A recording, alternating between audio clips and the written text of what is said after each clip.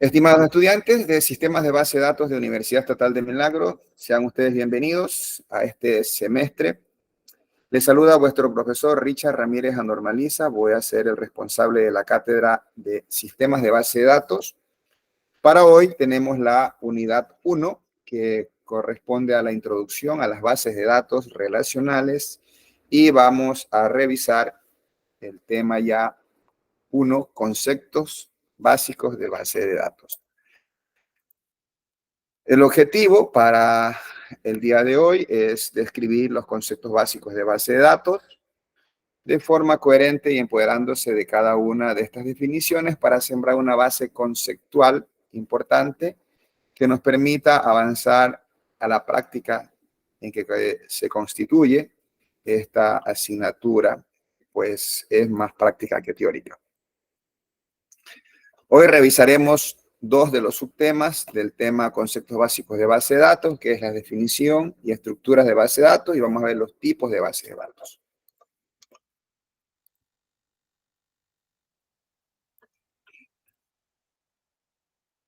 Nosotros tenemos acá una motivación para esta primera clase, es definir las bases conceptuales y el alcance del curso, que es lo que vamos a revisar, y nos vamos a poner de acuerdo también en la forma de evaluar este curso.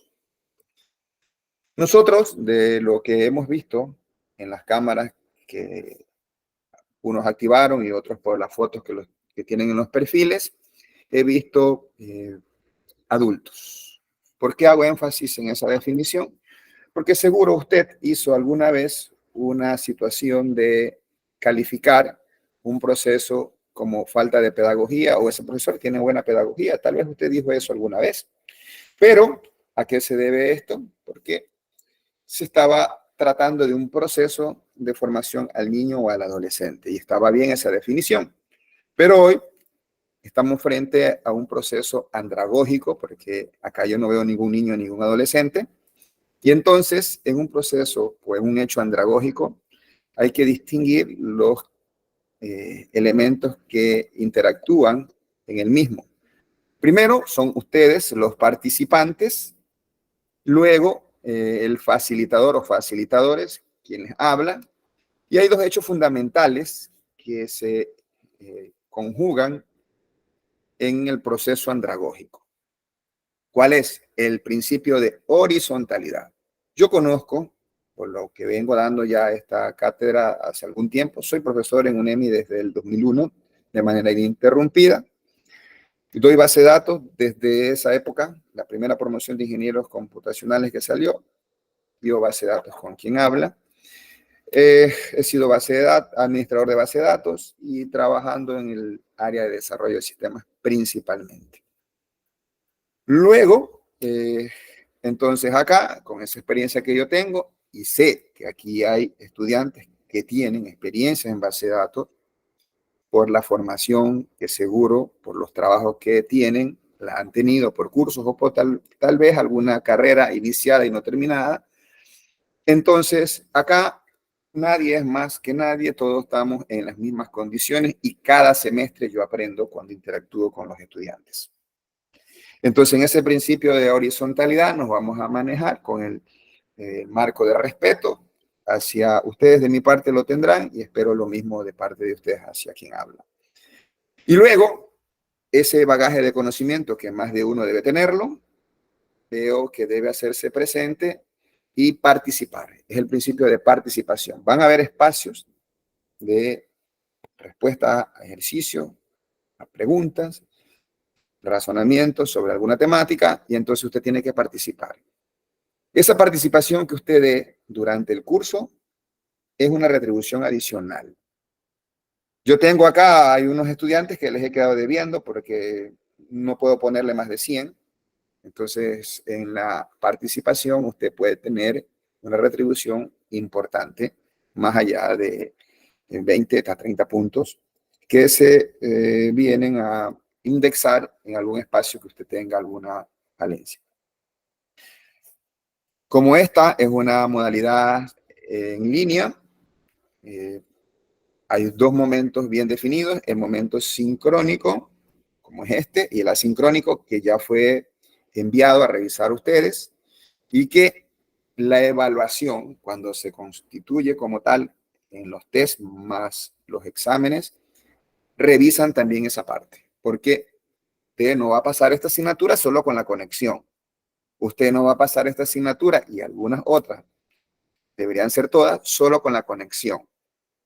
Usted tiene que resolver un componente importante de trabajo y de práctica experimental y algo de componente autónomo que está definido ya en su estructura curricular. Las carreras, como están diseñadas con el reglamento de régimen académico actual, dicen que usted debe ser un estudiante de 40 horas y coge todas las asignaturas. No 40 horas son de conexión, pero sí deben ser al menos 40 horas de estudio. La ventaja de esta modalidad para ustedes es que pueden revisar los contenidos, los recursos de aprendizaje, desde cualquier parte del mundo y en cualquier horario. No está exonerado de estudiar menos, no. Es la modalidad de adaptarse a su espacio y a su tiempo, pero los contenidos deben ser los mismos. Yo acá, como anticipé, vi adultos. Usted como adulto tiene una capacidad de autodirigirse. ¿Qué quiere decir eso? Usted acumula una experiencia y usted viene acá, solo encendió la computadora, ya comentaba la no conectividad del profesor por el problema tecnológico que ya se resolvió, pero usted sabe a qué viene a este curso, a esta carrera. Seguro usted recuerda cuando vimos factorización, yo me acuerdo, qué dolor de cabeza factorización y no saber para qué sirve la factorización. Sí, o ver ecuaciones en el colegio y no saber luego para qué me va a servir esto. Sí, pero en cambio, usted viene y su atención está en el desempeño de sus roles. Más de uno debe estar trabajando ya en el campo de la informática y quiere aprender algo para aplicarlo de manera inmediata. Entonces, usted está aprendiendo acá de quien habla y de algún otro profesor para aplicación inmediata. Entonces, con estos parámetros, el adulto aprende de manera diferente que el niño o el adolescente. Por eso es que esto se llama un hecho o un proceso andragógico, que es la enseñanza al adulto, que tiene una motivación diferente. Acá tampoco vamos a trabajar en un modelo conductista, como ya sabemos, que eso era en la escuela, en el colegio, ahora llamadas unidades educativas. Nosotros acá vamos a trabajar en un enfoque constructivista.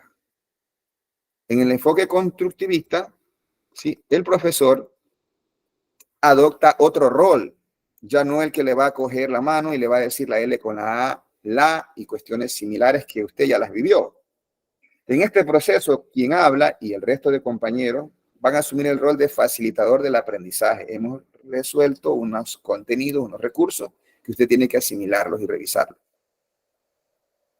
Acá yo me pongo como objetivo, dentro de cada asignatura que imparto, es desarrollar en ustedes la competencia de aprender a aprender. Medio complicado eso, pero se trata en esta dinámica de los ejercicios que vamos a tener, llegar a esa especialidad que usted puede tener de aprender a aprender.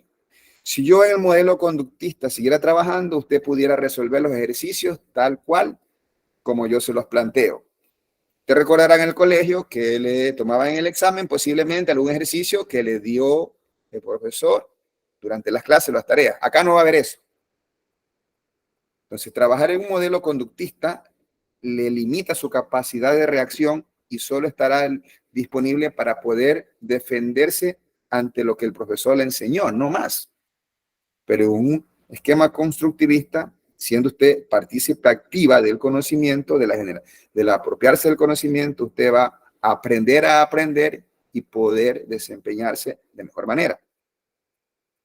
Yo asumo el rol de tener una conciencia de que debo adaptarme a ciertas situaciones especiales que pueden tener algunos estudiantes, como su condición de aprendizaje o su condición física. Entonces va a haber esa disponibilidad. Y yo acepto todo este equipo que veo ahora como un recurso de aprendizaje más para este proceso que iniciamos hoy, porque así me ha ocurrido, me ha tocado vivir en todos los años que doy clase acá, y más aún en esta modalidad, porque me voy a encontrar con más de uno que tiene mucha experiencia en temas de base de datos. Como también tenemos otros compañeros que de pronto es su primera vez que tiene acercamiento a base de datos y hay que adaptarse a ese ritmo y vamos a ir avanzando de manera que todos alcancen las competencias mínimas que este módulo pide para ser promovidos. Entonces acá yo no voy a ser el que le va a dar todos los ejercicios para que usted pueda ver cómo se resuelve. Es usted quien va a resolverlo. Yo le guiaré. Y ahora yo quisiera que ya los nombres están, por favor, no me diga los nombres, escriban en el chat para yo recibir luego este mensaje de texto. Quiero saber si tiene alguna otra formación, tiene otra carrera o si ha estudiado algo de sistemas, cuáles son las expectativas de esta asignatura y cuál es el compromiso con la misma.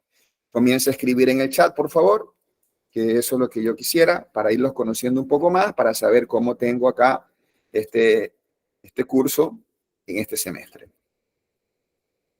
Por favor, tenemos solo un minuto para ello. Trate de ser conciso. El nombre está de más que lo ponga, porque ya allí me va a salir el nombre. ¿Ok? Adelante.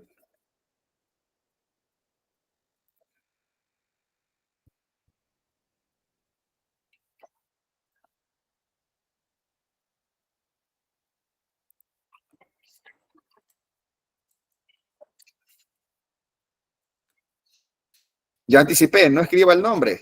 Yo no quiero saber el nombre ya lo sé de quién escribe, porque estamos dentro de una plataforma. Necesito saber su experiencia en sistemas, sí, y necesito saber lo que le puse allá, cuáles son sus expectativas y cuál es el compromiso que usted tiene. Aquí todavía no veo que nadie ha escrito nada de eso que yo le pido. Entonces, ya de allí, usted no está haciendo lo que le pide el profesor. Entonces, ya cuando vengan las tareas, si usted contesta como yo le he evidenciado que responde ahora, no va a pasar. Si la pregunta dice algo, usted tiene que contestar lo que pide la pregunta. Entonces, yo le dije, el nombre no. Entonces, ¿sí? Si es su primera vez de base de datos, entonces ya ahora sí comenzaron. Pero ojo, ya hubo varios que pusieron lo que no se les pedía. Le dije, no, el nombre no.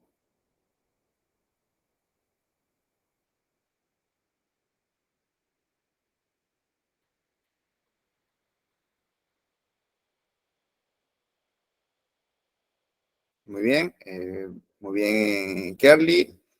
Ok, ok, ya aquí yo revisaré, porque esto me llega y allí yo lo proceso.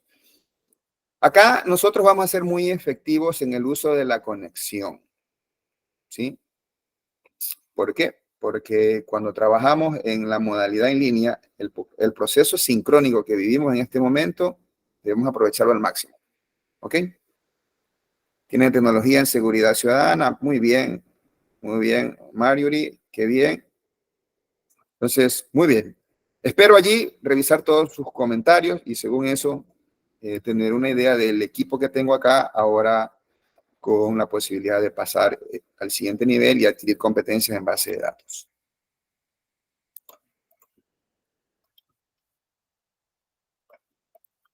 Superado esto, yo les quiero comentar que nosotros acá tenemos muy bien definido una estructura del curso donde en la primera unidad usted va a recibir una introducción a las bases de datos, va a ver la parte teórica conceptual.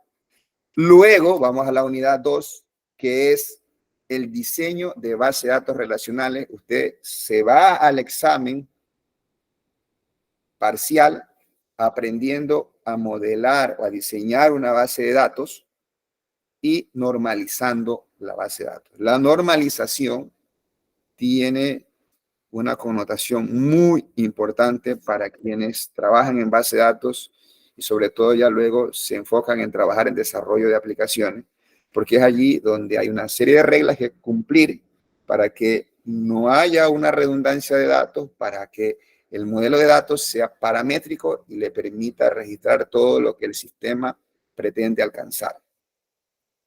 Luego revisaremos lo que es el entorno de bases de datos, el entorno integrado de desarrollo que tiene una base de datos. Vamos a trabajar con dos bases de datos, una propietaria y uno de uso libre, trabajaremos con MySQL y trabajaremos con SQL Server. Se le va a indicar cómo instalar esos paquetes, que ya eso, si alguien se quiere adelantar, aunque no creo que debería.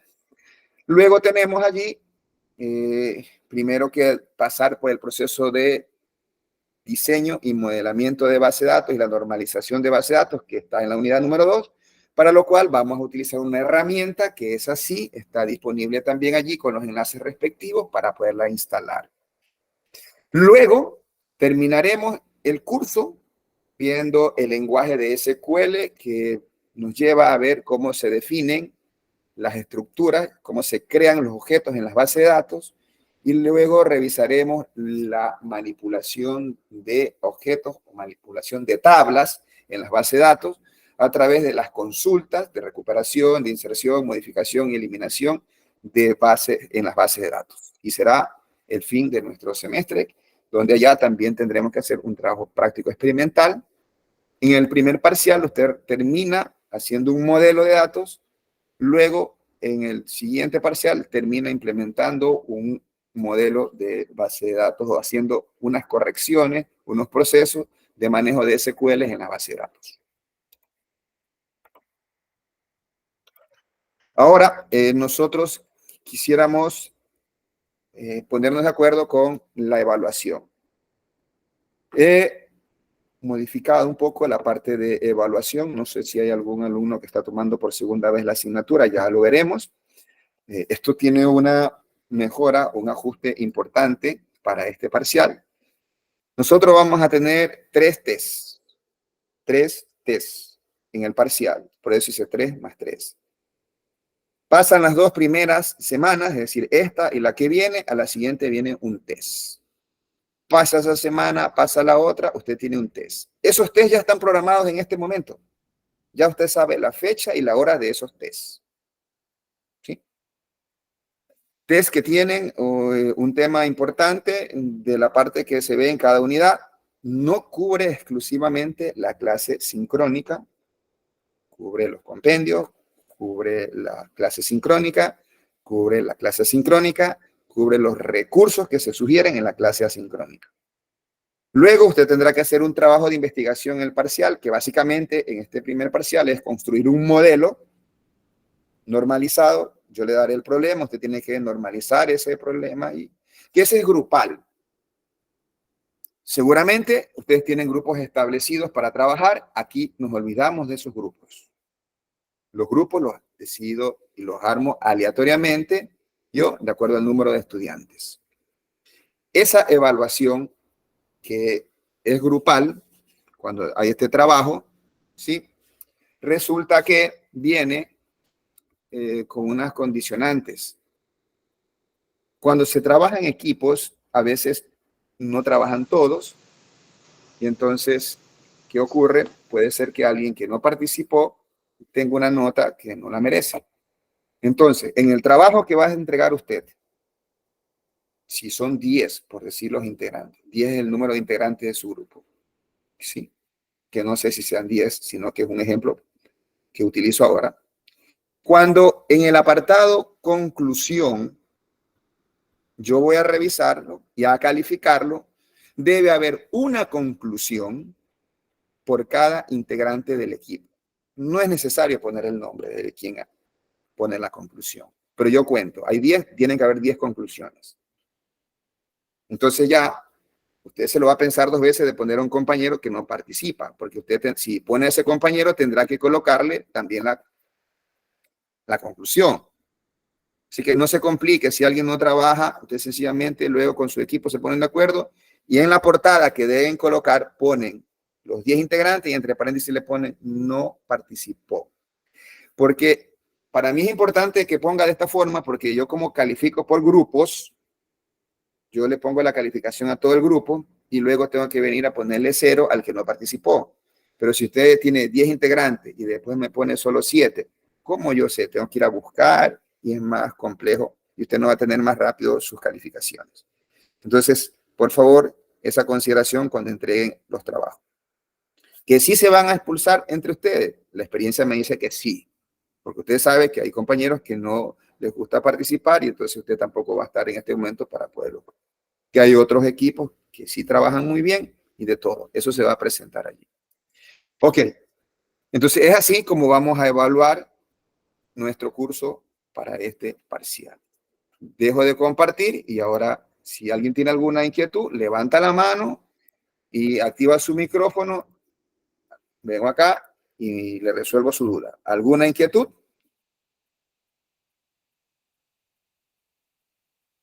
No hay inquietudes. Bueno, es importante siempre estar en la primera clase y luego en la última del examen, porque allí se van a dar los lineamientos de cómo hay que trabajar y ya luego en el proceso, si usted no tiene claras esas reglas, puede ir haciendo algo de manera inadecuada. Adelante, Guido, ¿cuál es tu inquietud? Profesor, buenas tardes. Una pregunta, ¿los test van a ser prácticos o van a ser teóricos? Los test son de acuerdo a la temática que se ve. ¿Sí? O sea, son teóricos y unos son prácticos. Al menos los dos primeros tests serán teóricos. ¿Sí? Pero los otros test, cuando tengamos que ver con normalización, condición de modelo, ya ahí es otra cosa. Son enfocados a la parte práctica. ¿Sí? Ok, gracias, profesor. Ok. ¿Alguna otra inquietud?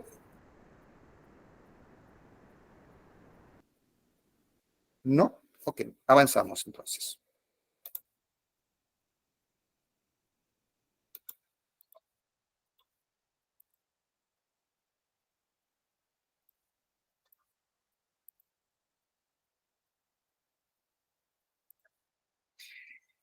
Bueno, empezamos a desarrollar nuestro primer tema que ya habíamos explicado, que se trataba de la parte de introducción a las bases de datos. Entonces nosotros acá, cuando hablamos de base de datos, debemos estar claros qué son las bases de datos. La base de datos sencillamente es una colección muy organizada de datos que se almacenan y luego se acceden de forma electrónica a través de programas, ¿sí? Que son desarrollados en algún lenguaje de programación. Entonces, esa colección de datos son accedidas a través de estos programas y en las bases de datos se puede almacenar grandes cantidades de información o de datos también para de manera que el programa que los requiera los pueda procesar y cumplir algún requerimiento que tiene algún usuario respecto a esos datos. ¿Sí? Acá hay una diferencia muy clara entre dato e información. La información son aquellos datos que ya han sido procesados y clasificados. No confundir datos con información. Que si usted puede almacenar información, sí. Pero dato no es lo mismo que información. Entonces acá, cuando hablamos de estos conceptos importantes de base de datos, nosotros tenemos aquí que empezamos con un bit 0, 1. Recordaránse, usted escuchó, ha visto la álgebra booleana, 0 y 1, pero con un 0 y 1 usted no hace nada. Pero ya varios 0 y 1 vienen a darle lo que es un byte o un carácter. Y así, si avanzamos, cuando tenemos varios caracteres, nosotros pudiéramos establecer ya un campo o una columna, cuando hablamos ya con mayor propiedad en base de datos, digamos el campo edad, del campo nombre o el campo apellido. ¿Sí? Luego nosotros tenemos también que ya tenemos la fecha de nacimiento, la cédula, más algún otro elemento. Entonces allí ya estamos frente a ¿qué? Estamos frente a un registro o una fila.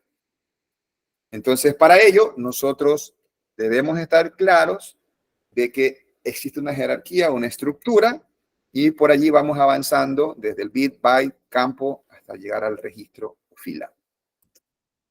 Para luego, cuando yo tengo varios registros, varias filas, ya allí estoy hablando ya de un archivo, que ya cuando hablamos de base de datos, ya eso es una tabla, como vamos a ir revisando más adelante.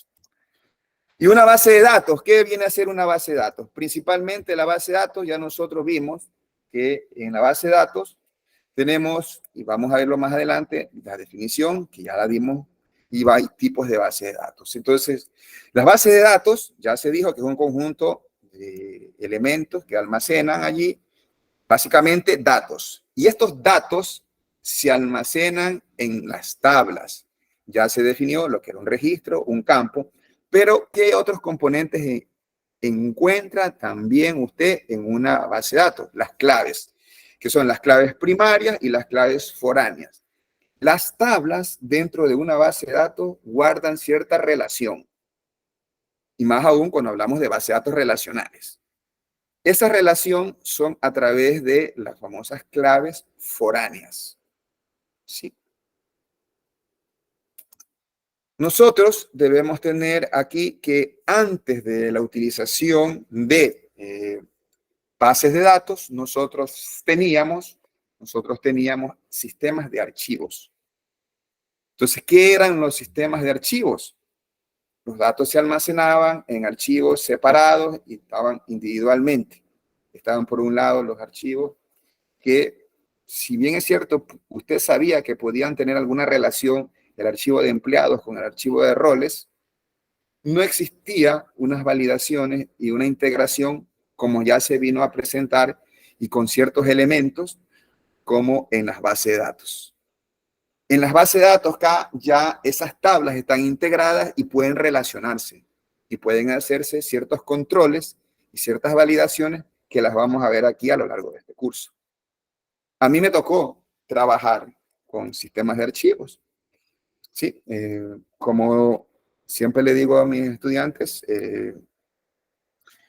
soy profesor acá desde el 2001. Ya en el 98 yo ya di clases por acá, cuando éramos una extensión. Desde el 2001 que surge la Universidad Estatal de Milagro, de manera ininterrumpida he estado dando clases acá. Entonces ya le da una idea de más o menos cuántos años puedo tener. Le digo, tengo más años de lo que parece, y bastante más. Eso es por lo que en su momento me tocó trabajar con sistemas de archivos y que era más complejo trabajar que lo que se tiene ahora, trabajar con bases de datos, donde ya es mucho más sencillo. Ya usted en el campo tecnológico tiene las cosas más fáciles. Incluso el tema de programación es mucho más sencillo ahora. Llegamos así a ver qué ventajas tenemos al momento de utilizar bases de datos. Las bases de datos tienen las siguientes ventajas. Dice, integración y relación de diferentes tipos de datos. Entonces, en una tabla yo puedo tener campos tipo fecha, tipo caracteres, tipo numéricos, en un mismo campo, y entonces yo puedo integrar y relacionar estos diferentes tipos de datos en una tabla. Es una ventaja muy grande. ¿Sí? Se prevé o se evita la redundancia o inconsistencia de datos. Acá, cuando trabajamos con el tema de la redundancia de datos que se evita, eso lo vamos a ver en el detalle cuando apliquemos lo que es normalización. ¿Sí? Significa que yo no puedo tener un campo, un archivo que tengo que tengo facturas, por ejemplo, y en la misma factura tengo el código del artículo y la descripción del artículo. Entonces, ahí hay una redundancia. Yo solo debería tener almacenado ¿qué cosa? El código del artículo en la tabla de factura. Porque en el maestro de artículos, que es una tabla, allí está la descripción. Entonces, a eso se refiere que ya con las bases de datos puedo manejar y evitar esa redundancia de datos. Los accesos concurrentes por múltiples usuarios. En la actualidad, usted puede tener usuarios de cualquier parte del mundo conectados a una misma base de datos a través de un sistema. Nosotros lo tenemos ahora. Ahora mismo ustedes están conectados de cualquier parte del país y cuando ponen su asistencia, ya yo la registro. Unos están incluso fuera del país estudiando. Entonces, antes eso era más complejo. Con las bases de datos en la actualidad podemos manejar ese tipo de situaciones. Acá en las bases de datos se mejora la integridad, la seguridad y el respaldo de los datos. La integridad es un tema muy importante en base de datos. ¿Qué es el tema de la integridad? Significa que cualquier operación que yo haga en una base de datos, sea de actualización, de modificación o de eliminación de registros, los datos deben mantener una integridad. Y para ello, las bases de datos tienen un elemento muy importante que se llama justo el de la integridad referencial. ¿Y a qué se refiere esto? Si yo tengo una tabla que es la maestra de productos, sígame el gráfico del ejemplo. Usted tiene, en maestro de productos, tiene ya conceptualizamos lo que es fila, campo y registro, todo, ¿no? Usted tiene la columna código de producto, descripción de producto, y vamos a asumir que es un sistema que solo maneja una bodega, entonces tiene allí la existencia, cuánto tiene en existencia de ese producto, más el costo de venta, el costo y el precio de venta. Ese es el maestro de productos típico que usted puede encontrar. Luego, usted tiene otra tablita donde va a ser la facturación. Entonces, en la facturación, por ahora no nos vamos a complicar, indicándole que todo documento, cuando usted quiere modelarlo en una base de datos, se convierte no en una tabla, sino en dos, una cabecera y un detalle. Así es el caso de cuando usted quiere modelar una factura. Tiene la cabecera de factura y tiene el detalle de la factura. Son dos tablas diferentes cuando hablamos de un documento que se trabaja de esta forma. Entonces, en el detalle de la factura, usted debe tener allí el código del producto. No almacena allí la descripción porque eso ya está en el maestro de producto. Resulta que luego te viene, está trabajando en el maestro de productos y usted quiere eliminar un producto. Y si existe una venta de ese producto, usted no tiene que programar ninguna condición en el sistema de que vaya a buscar si el código existe para no eliminarlo. No. Si usted tiene bien montadas las relaciones, se activa la integridad referencial y no le deja. Le dice, este padre tiene hijos o algo así, le dice el motor, entonces por lo tanto no puede ser eliminado. ¿Ok? Entonces no le deja. Si usted quiere eliminar un padre, primero tiene que eliminar a los hijos. Ese tipo de integridad referencial se llama un delete restrict. Está restringido a eliminar un padre si tiene hijos. Pero por otro lado, también se puede implementar el delete cascada. ¿Qué es eso? Si usted elimina al padre, elimina a los hijos, pero aún así se mantiene la integridad de la base de datos. Si no estuviera este elemento tan importante en la base de datos, ¿qué pasaría? Quedaría, sí, un hijo, es decir, un ítem en la factura, sin el padre. De tal forma que cuando quiere usted sacar la descripción de ese ítem para algún reporte, no le va a poder sacar. ¿Ok? Entonces es así como funciona esto de la integridad referencial y la seguridad. La seguridad, que es una ventaja que está puesta en la misma línea, implica que usted puede dar permisos a usuarios. Este usuario puede ver solamente esta tabla. Este usuario puede ver solo este objeto de base de datos. Y ese objeto de base de datos, usted solo lo puede ver. No lo puede eliminar, no lo puede actualizar. Entonces, ese tipo de permisos se pueden dar. En sistemas de archivos no se podía hacer ese tipo de seguridad. Es más, usted puede dar seguridad hasta el nivel de columna. ¿Qué implica eso de seguridad de columna? Usted le da acceso al maestro de productos a ciertos usuarios, pero le restringe el acceso al costo para que no sepan cuánto cuesta. Eso se puede dar cuando habla de seguridades en base de datos. Un tema más que tiene que ver con integridad, que son las transacciones. El manejo de transacciones, cuando hablamos de base de datos, ¿sí? Esta definición es muy importante, prestar atención.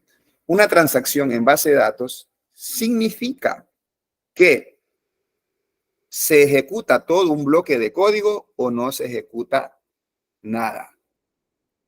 Un ejemplo, otra vez con la parte de facturación. Resulta que usted tiene que facturar un ítem. Todos hemos estado en las cajas cuando están cobrándonos lo que compramos en un supermercado.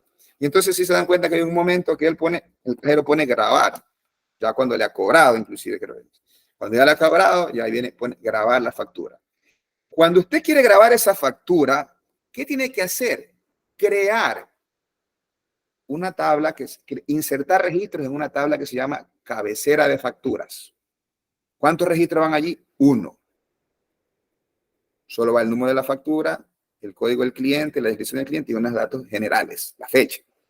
Luego viene hace inserción en otra tabla que se llama, al menos esto es lo típico, pueden ser otras, una tabla que se llama detalle de facturas. ¿Qué va a insertar allí? El código del artículo que está vendiendo. La descripción no, porque eso está en el maestro de artículo, que ya lo expliqué hace un momento. Pero sí guarda el costo y el precio que tiene en ese momento el artículo, porque ese precio y ese costo más adelante va a cambiar. Y entonces quedan allí registrados. ¿Qué más hace el programa?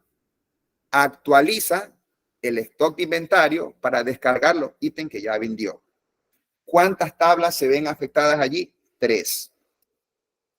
La maestro de productos se actualiza porque se cambia el stock. Tenía 10, vendiste 5, tienes que dejar ahora 5 en stock. La cabecera tiene una inserción de una factura que has vendido y el detalle de la factura insertas en el registro como tantos ítems hayas vendido. Ahora, eso se hace en fracciones, en milésimas de segundo. Pero ¿qué ocurre? Que el programa en sus sentencias tiene línea por línea de código. Primero hace esto, luego hace lo de acá, luego hace lo de acá. ¿Qué pasa o qué ocurría antes en los sistemas de archivos? Venía trabajando el sistema, insertó la cabecera, insertó los detalles de factura, iba a bajar la existencia en el maestro de inventario, se cortaba la energía. Y eso eran los famosos descuadres que habían en los sistemas de aquella época, porque tenía más ítems de los que realmente estaban físicamente, porque no había una integridad validado por transacción en base de datos. Cuando se habla de transacciones en base de datos, significa poner al inicio begin transact y pone todas las sentencias de actualización, modificación, y luego pones commit transaction. Entonces, todo ese bloque de código se ejecuta solo o no se ejecuta nada.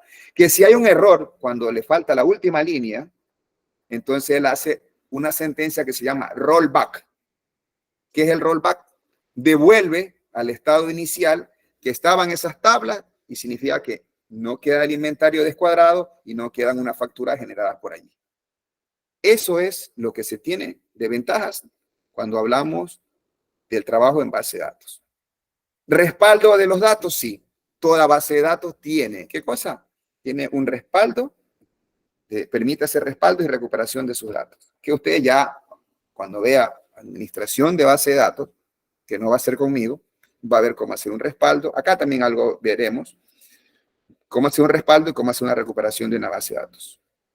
¿Sí? Las bases de datos, los motores de base de datos, como se llaman, tienen una facilidad de acceso, ¿sí? Y tienen unas herramientas para gestionar los datos. Entonces, eso es mucho más fácil. En los sistemas de archivo usted tenía que ir vía comandos, sacar copias, sacar respaldos y todo lo demás, y era un drama. Entonces, trabajar con base de datos es mucho más efectivo. ¿Alguna pregunta hasta aquí? Active su micrófono nada más y me hace la pregunta si hay alguien que tenga alguna duda.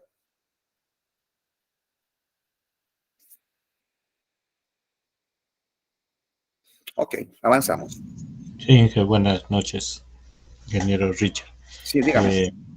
La primera pregunta es, parece que no sé si estaba corriendo diapositivas o solo nos quedamos en una diapositiva. Era una sola diapositiva. Ya. La explicación está dada allí. Sí, ahí está la explicación dada todo y está también en los temas que luego tenemos recursos adicionales. Solo fue esa diapositiva. La segunda es en cuanto a la clase. La clase va a ser así, que al final usted nos hace que hagamos las preguntas o podemos interrumpir. Puede preguntar siempre, yo doy un espacio para interacción, como ahora. Sé que la explicación que ha quedado en este momento es un poco densa. Entonces, todavía por eso, me quedo en las nubes, sí, ingeniero. Me gustaría aprender mucho de esta base de datos, pero sí. bueno, hasta el momento yo creo que la explicación ha sido buena, pero aún yo me quedo en las nubes todavía. Yo creo que vamos a ir aprendiendo conforme va pasando. No se preocupe que esto es así. Y solo le digo una cuestión antes de darle el paso a Daniel. La modalidad en línea tiene una gran ventaja, que usted puede asimilar esta clase a su ritmo, porque ya luego, yo de inmediato subo, a más tardar ya mañana en la mañana tiene la clase, y ya luego, a ver, seguro va usted a revisar algún tema adicional, y entonces allí puede avanzarlo, retrocederlo, y definitivamente a raíz de esta explicación seguro que le va a quedar mejor si usted lo ve con calma luego. Esa es una ventaja.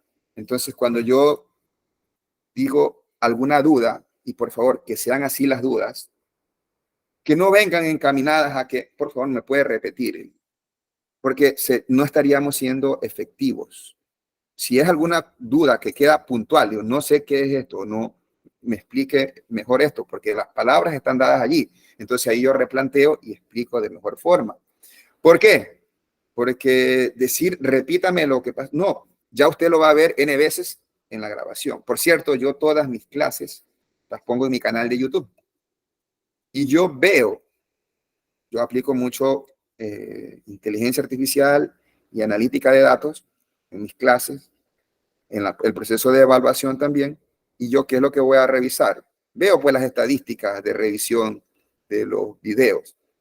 ¿Sí? Si alguien no está acá, seguro que lo va a ver luego. Entonces yo ahora tengo conectado 53. Por diferencia, yo sé cuándo están en el curso. Al menos los que no están ahora en esta clase deberán verlo. Y si yo veo que 2 o 3 personas ven, significa que se están presentando al examen, ¿sí? Unos estudiantes sin revisar los contenidos. Y los test van de mis clases sincrónicas. Bueno, algunos grupos ya se han dado cuenta que yo había dado compactos de 30 segundos. Ya algunos le han cogido el ritmo y están por allí buscando ese compacto, y de allí también salen mis evaluaciones, porque veo que 2 horas es bastante, y seguro que a usted le va a resultar un poco complejo luego asimilar todo lo que se da acá, y ya luego con calma en el fin de semana lo va a ir digiriendo. Adelante, Daniel, ¿cuál es tu inquietud? Ingeniero, buenas noches. Bueno, pues recalcando lo que dijo el compañero, y bueno, pues ya eso con los compendios y con las clases que se vayan dando iremos aprendiendo, ¿no? Pero aquí la pregunta, lo que yo le iba a realizar es que tengo entendido que usted va a realizar los grupos. Sí. Ya. Entonces, no sé, yo lo digo en voz del aula, en voz de mis compañeros. No sé si se pueda que usted nos permita a nosotros que armemos los grupos, porque en su mayoría, la mayoría de los grupos que ya están formalizados vienen trabajando así desde el primer semestre. Ya. Ya. Y lo digo tanto por mi persona, porque hay compañeros que trabajan, otros que no trabajan. Entonces, como como ya han pasado los semestres, ya se ha ido a ver, ¿cómo sería la palabra? Fortaleciendo el grupo, entre comillas, ya. Entonces, no sé si usted nos diera la posibilidad de que nosotros mismos armemos nuestros grupos, que sería de excelente ayuda para poder avanzar en el semestre. Yo no sé si los compañeros están de acuerdo.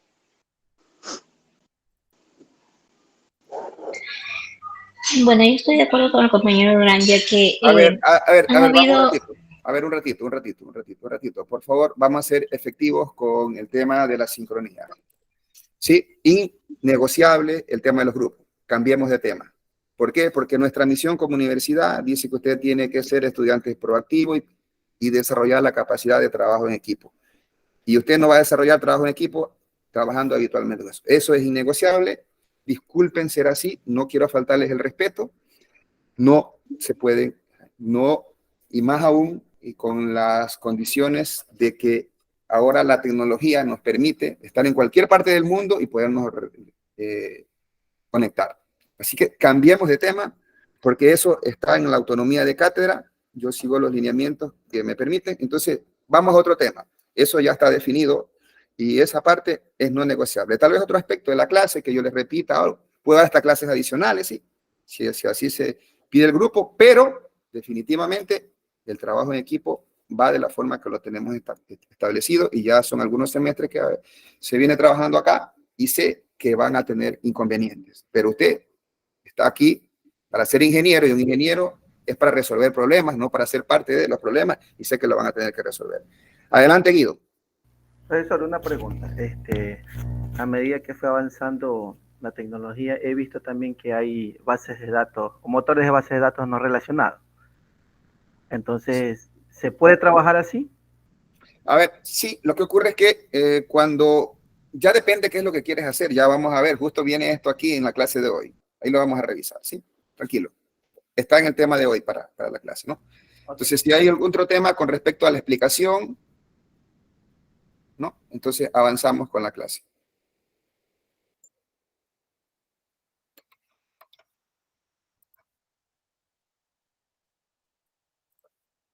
Y aquí viene justo lo que mencionaba el compañero, los tipos de base de datos, ¿sí? Nosotros tenemos los siguientes tipos de base de datos. Primero, las bases de datos relacionales, que son donde vamos a hacer énfasis nosotros acá, ¿sí? Porque son las que se utilizan para la construcción y desarrollo de aplicaciones. Que hay aplicaciones que también ya trabajan con las otras bases de datos. Las bases de datos tienen su origen porque antes el almacenamiento no era tan barato como lo tenemos ahora. Entonces había que ser eficientes con los datos que almacenabas, ¿sí? Luego tenemos ahora las bases de datos que son no SQL, donde son documentales y tú puedes tener acceso a lo que ya dijo el compañero. Luego tenemos bases de datos que trabajan solamente en la memoria, que deben trabajar así. Luego tenemos bases de datos de grafos, luego tenemos bases de datos orientadas a objetos, que son similares a las relacionales, pero tienen toda la concepción de manejo de objetos, como se trabaja en la programación orientada a objetos. Y tenemos bases de datos distribuidas también. Entonces, cuando hablamos de las bases de datos relacionales, son aquellas que se organizan sus datos en tablas y relaciones entre sí. Son las que vamos a analizar en este primer parcial. Ejemplos allí, ya le mencioné, MySQL, vamos a trabajar con MySQL, Oracle, considerado por muchos el mejor motor de base de datos del mundo, ¿sí? Luego usted tiene el SQL Server, que es uno de los más populares, que también es de pago, que es de Microsoft. Luego tiene el PostgreSQL, que es una base de datos también de código abierto, que se utiliza bastante también. Todas ellas utilizan, ¿qué cosa? Utilizan el lenguaje SQL. No confundir, que vienen a decir unas preguntas que dicen MySQL con SQL o SQL Server con SQL. No confundirán. SQL, el Structured Query Language o el lenguaje estructurado de consulta, no es otra cosa que un lenguaje solo para manejar bases de datos relacionales, que tiene una sintaxis muy especial, que con una sola línea usted pudiera hacer lo que con otro lenguaje de programación le pudiera tomar algunas páginas o algunas líneas de código.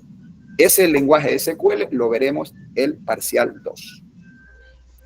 Luego nosotros tenemos las bases de datos no SQL, ¿sí? Que pueden almacenar datos de forma no relacional, por ejemplo, documentos, grafos, claves de valor, etc. Ejemplos son MongoDB. MongoDB es una base de datos que se utiliza bastante para el compañero que habló, Cassandra, Redis o Neo 4J.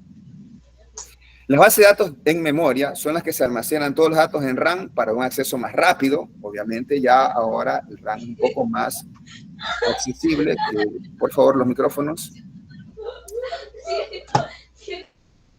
Entonces, un ejemplo de estos son Redis o Memcached, perdón, que son para algún proceso especial, deberán estar de esa forma.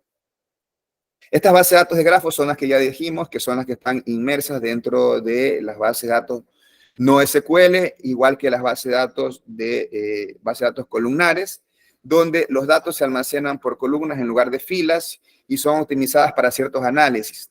Otro ejemplo de esto es Cassandra y HBase, ¿sí?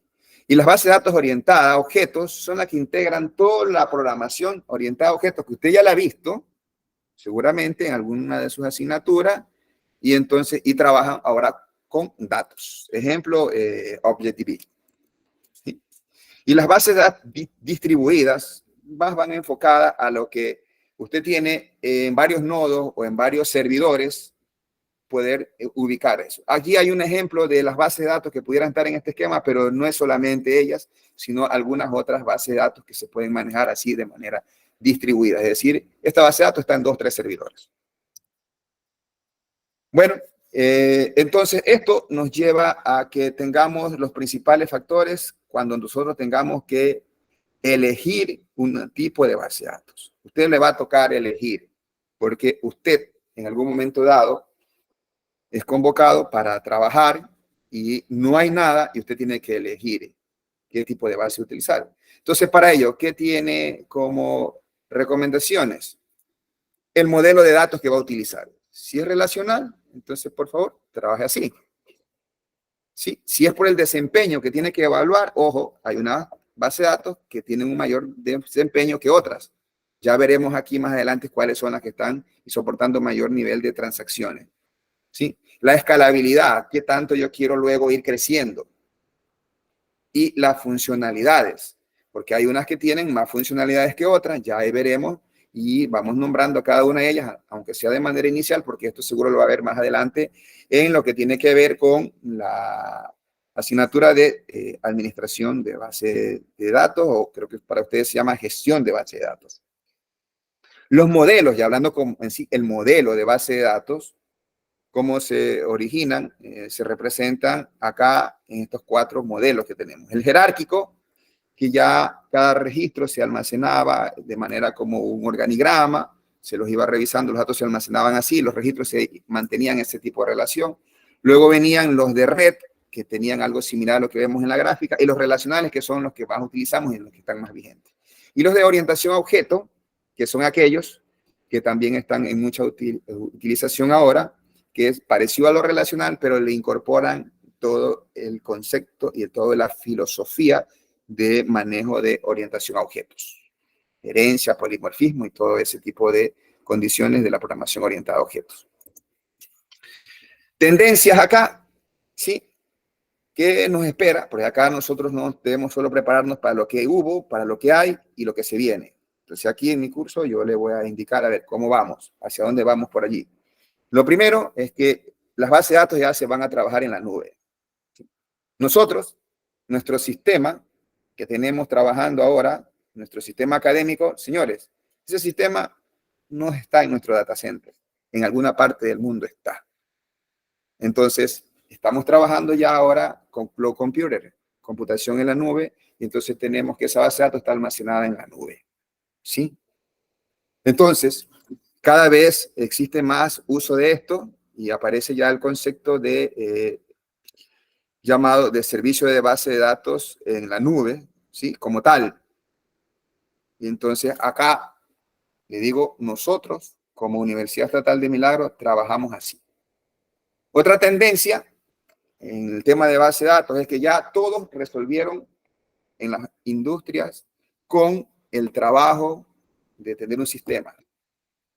Piense en cualquier lugar de trabajo, cualquier tipo de empresa, ya manejan, ¿qué cosa? Sistemas. Y esos sistemas almacenan sus datos en base de datos. Entonces, esos datos, con el paso de los años, es un volumen bien grande de datos. Entonces, allí es donde emerge, surge la nueva tendencia de la Big Data, ¿sí? O los datos masivos.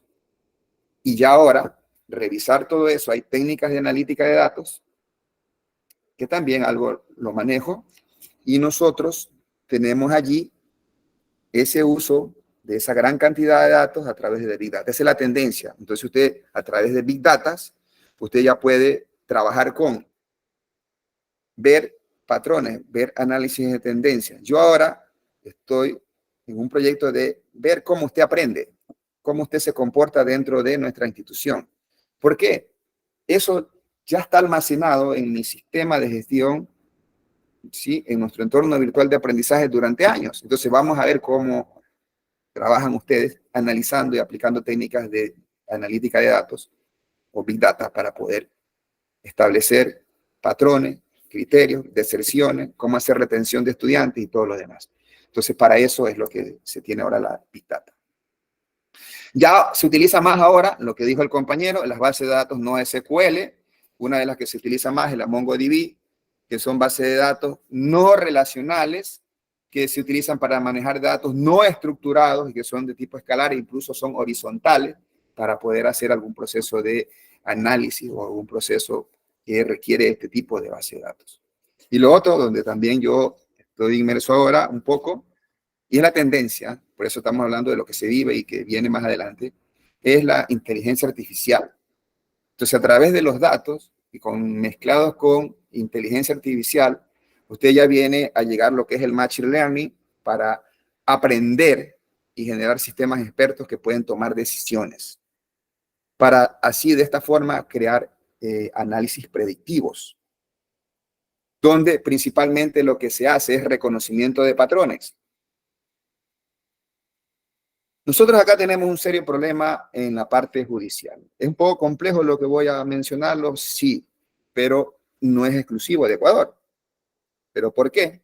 Porque nosotros todavía no estamos aplicando algo que no se menciona acá, pero que ya es una realidad en algunos países de Latinoamérica y que es una tendencia también, el uso de e-government o gobierno electrónico. ¿Qué es e-government? También trabajo en e-government. Hay alguna que otra publicación que he colaborado allí.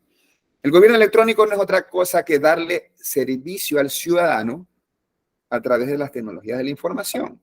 Entonces, el ciudadano no tiene que ir a hacer cola a un municipio, ir a hacer cola en una dependencia pública por algún servicio, porque la tecnología que tenemos ahora nos permite solicitar y procesar casi cualquier trámite desde la comodidad de nuestra casa. Entonces, acá estamos en deuda con ellos. Entonces, el sistema judicial está muy lejos de manejarse ese tipo de cosas. A lo sumo ahora llegan a hacer audiencias telemáticas, pero hay ejemplos muy importantes por cuestiones de trabajo, que si fuera por mi medio no podría haber estado en algunos países que me ha tocado vivir y transitar.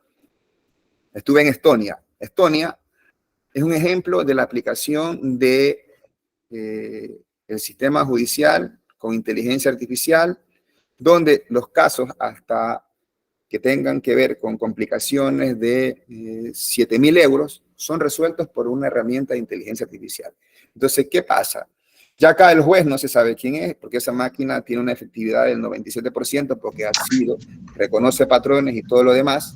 Entonces ya no tiene que estar interpretando las leyes, como acá les queda a algunos, y puede, a pesar de que la ley te dice que es esto, aplicas otra cosa. Que hay otros parámetros también, que ni siquiera los quiero mencionar acá, que son los que se dan. Entonces, cuando hablamos de servicios como estos, que China también ya ha automatizado algunos procesos, porque ya son millones, imagínense haciendo todos esos millones colas en los juzgados, entonces ya también llevan a tener esto de la inteligencia artificial para resolver estos casos.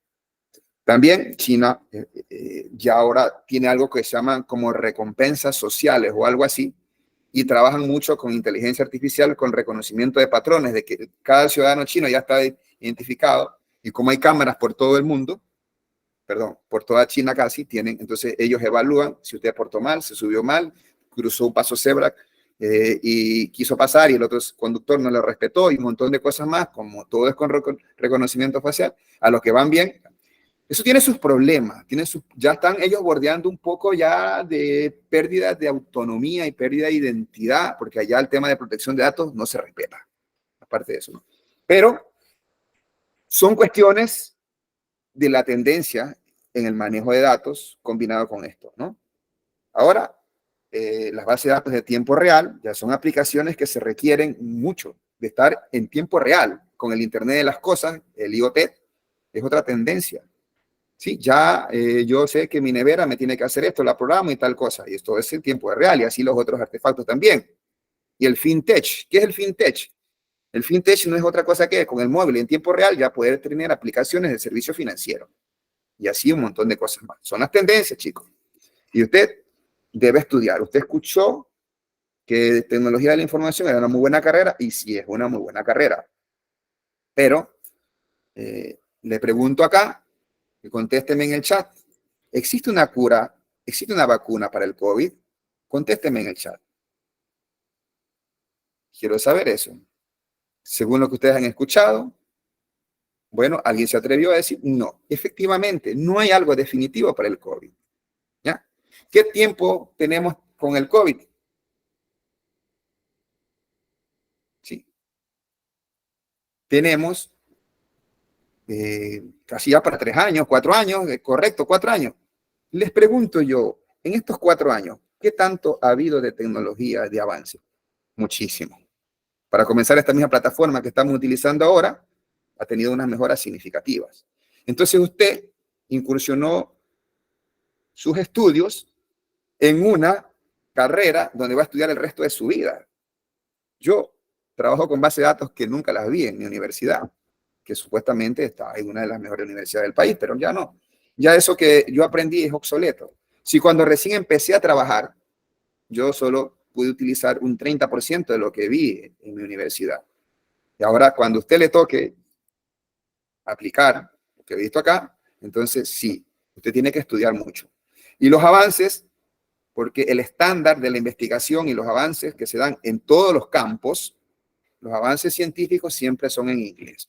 Entonces, más de uno tiene una complicación con el idioma, pero le digo, no, usted tiene que aprender inglés. Usted tiene que darle un plus a su carrera. Y uno de los plus que tiene que darle es tener una suficiencia en inglés a la par que se gradúa. Otro plus que le puede dar a su carrera es tener una certificación. Usted no puede ser bueno en todo lo que es tecnología. Tecnologías de la información es muy amplio. Usted escoja ya algo. Y ya ahora le he dado una pauta de ciertas tendencias. Entonces, especialícese por allí.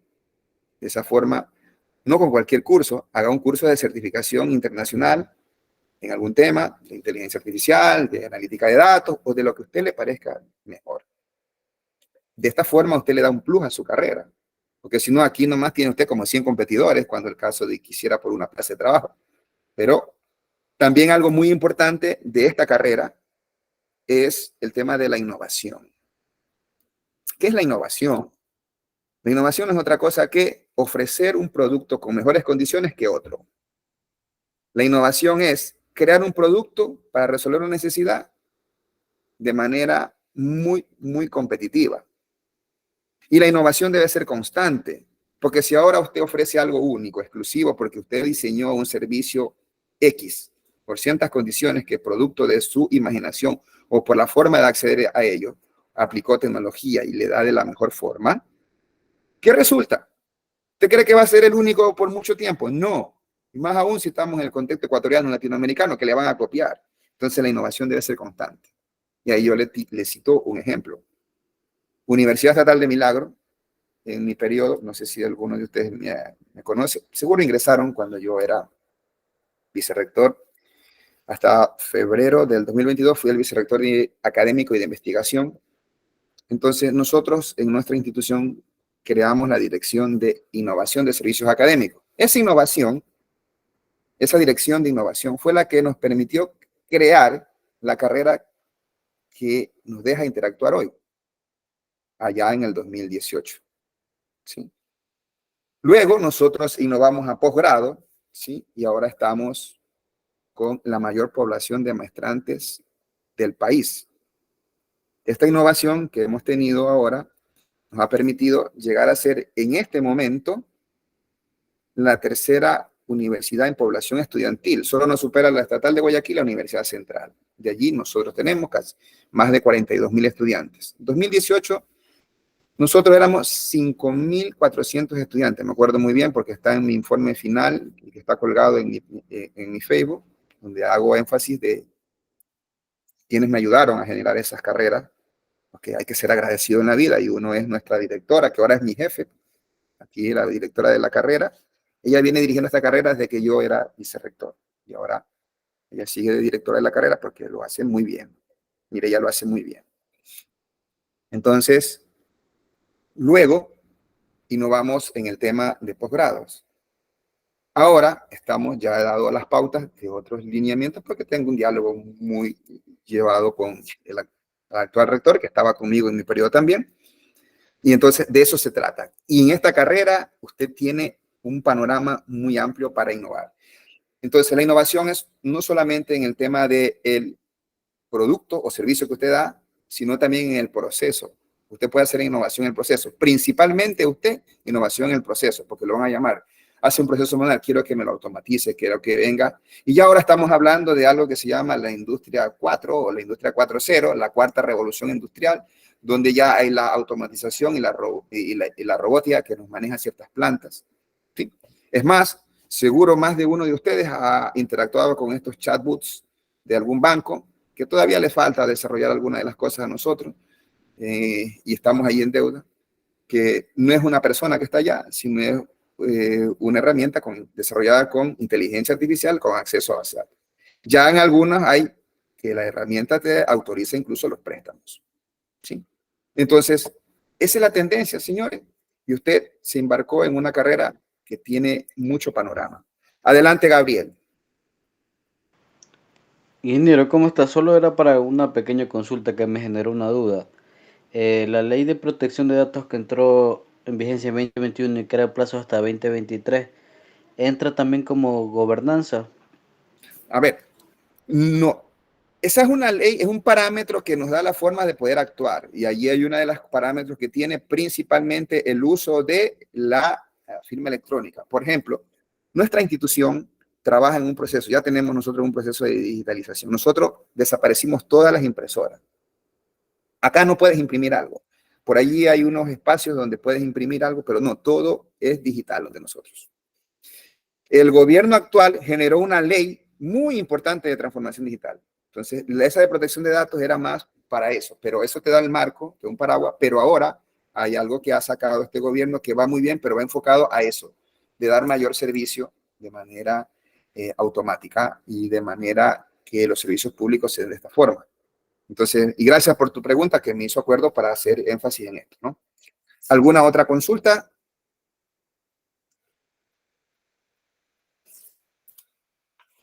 Ok, entonces avanzamos.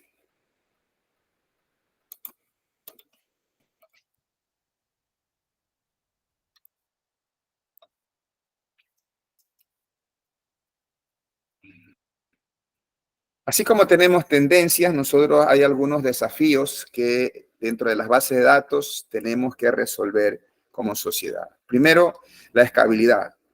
Entonces, el crecimiento que tenemos de tanto de datos como de usuarios, ya ahora se utilizan soluciones partiendo de replicación y base de datos en la nube.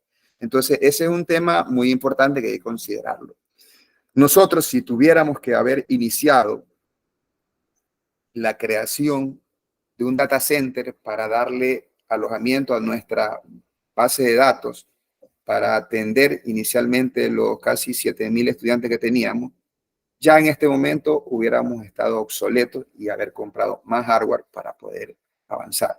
Entonces, la escalabilidad que se plantean dentro de las bases de datos va condicionada con el desarrollo y la evolución que deben tener las organizaciones. Entonces, por eso la mejor opción es la nube, porque allí una llamada o un correo formal, deme más almacenamiento, deme más procesamiento. ¿Sí?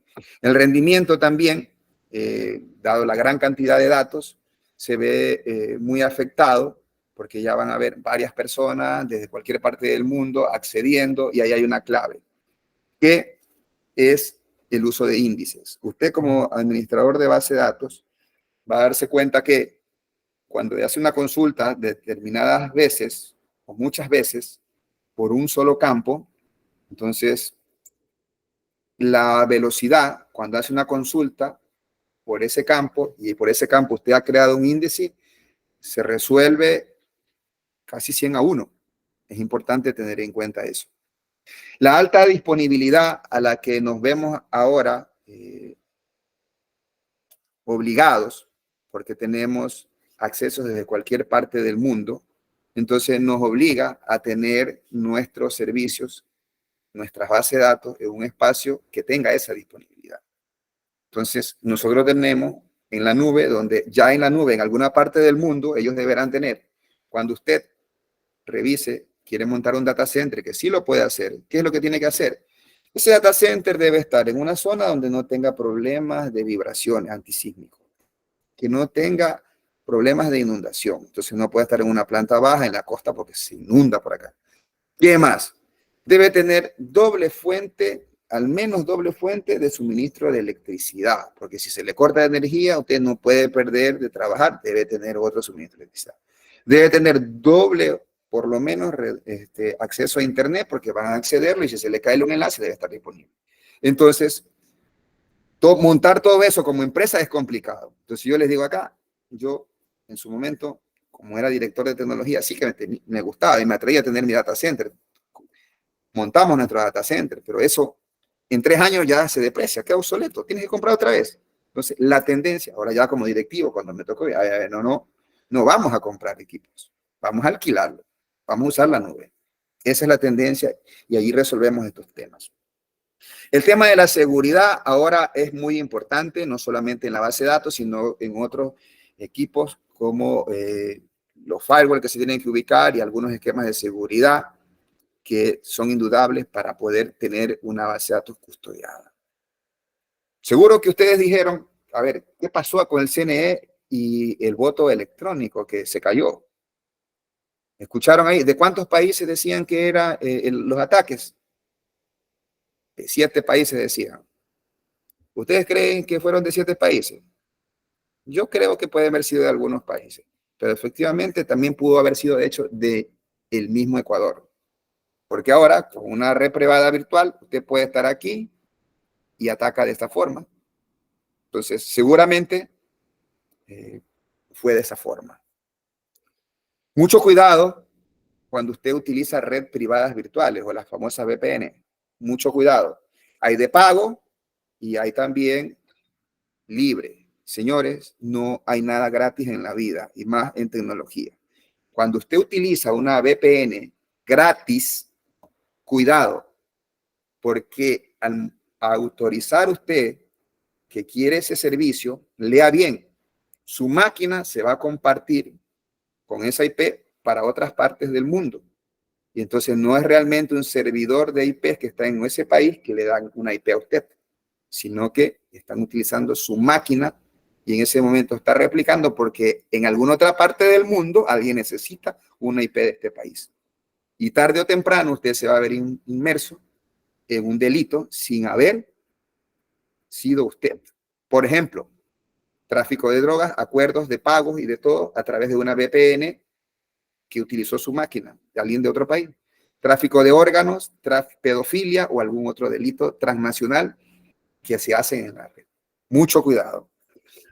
Luego, otro tema que tiene una gran connotación y son unos desafíos, la gestión y el gobierno. Ya mencioné algo acá acerca de la instauración de herramientas de automatización a los servicios públicos.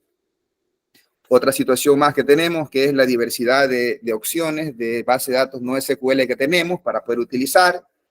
El análisis avanzado con mezcla de inteligencia artificial es un reto y que muchos tenemos que estar preparados para estar allí. Y hay falta de talento.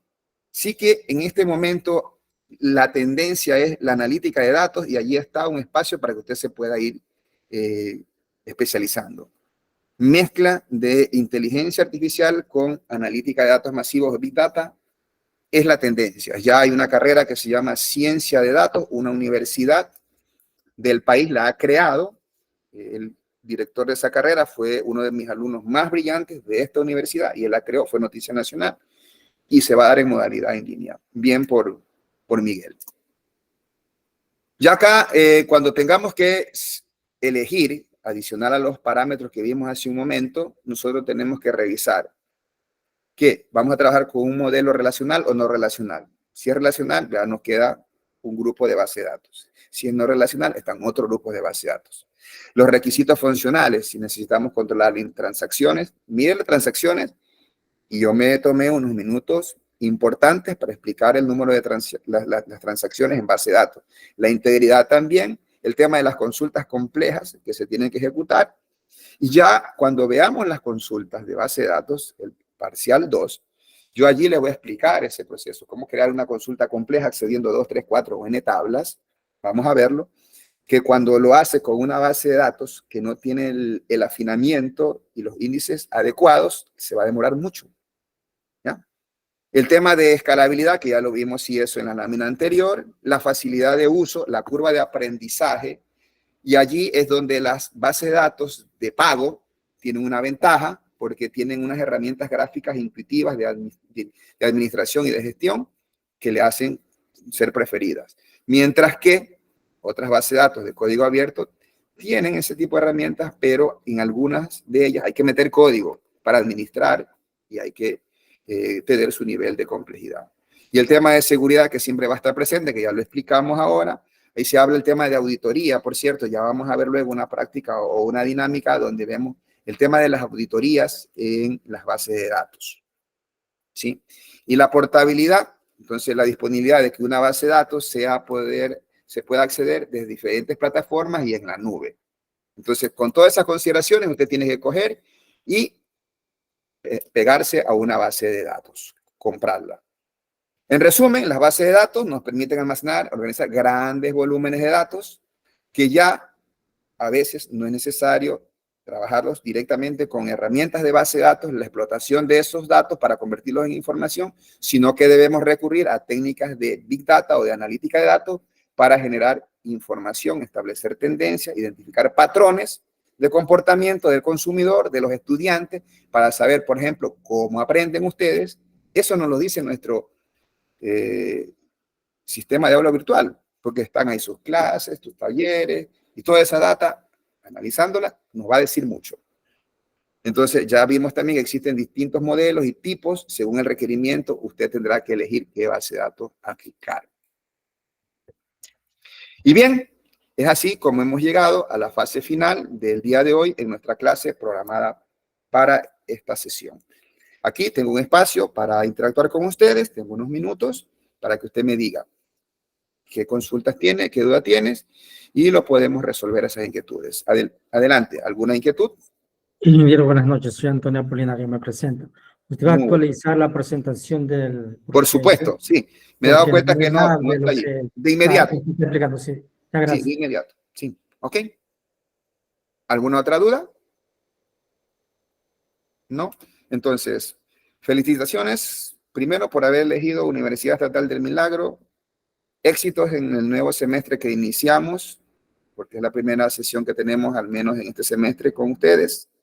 Y de mi parte, toda la colaboración en el suministro de recursos de aprendizaje para que usted llegue a feliz término en este parcial. Adelante, Edgar. ¿Cuál es su inquietud? Disculpe, ingeniero, buenas noches, una vez más. En cuanto a bases de datos, ¿hay un peligro? ¿Hasta dónde se llega con las bases de datos? Tanto como para el usuario, para quien conforma bases de datos y también para nosotros. De hecho, hemos visto como, bueno, hace un rato habló de los ataques al CNE, pero también hay ataques a Facebook, hay ataques a WhatsApp. Cuando se cae WhatsApp, es alguien que está ingresando a las bases de datos. Entonces, ¿hasta dónde llegar? ¿Hasta dónde no ser invasivos con la privacidad de las personas? Esa era mi pregunta. Lamentablemente, te voy a contestar lo que alguna vez me dijo mi jefe, un gerente corporativo del área de tecnología, y me dijo, la única computadora que está segura es la que está apagada.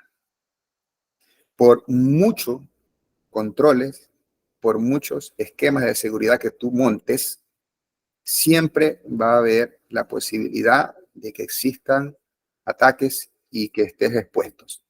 Entonces, por ello, y ahora con este tema también, como vivimos como país y como sociedad, tenemos que ser más cautos con los datos que registramos en todas partes.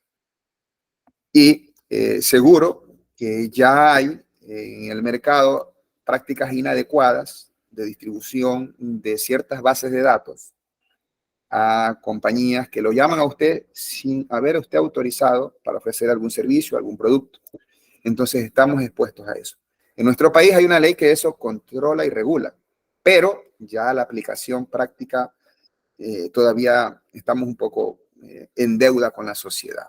Es lo que te puedo decir, Edgar. Lamentablemente es así. Empresas muy grandes, de financieras que tienen todos los esquemas de firewall y todos los esquemas de seguridad que se deben tener, van a estar expuestos porque siempre van a haber personas maliciosas que tienen su nivel y su experticia justamente para hacer esto. Hasta allí la clase del día de hoy. Que tengan muy buenas noches. Gracias. Gracias, ingeniero. Buenas noches. Gracias, ingeniero. Buenas noches. Gracias, Gracias, ingeniero. Buenas noches.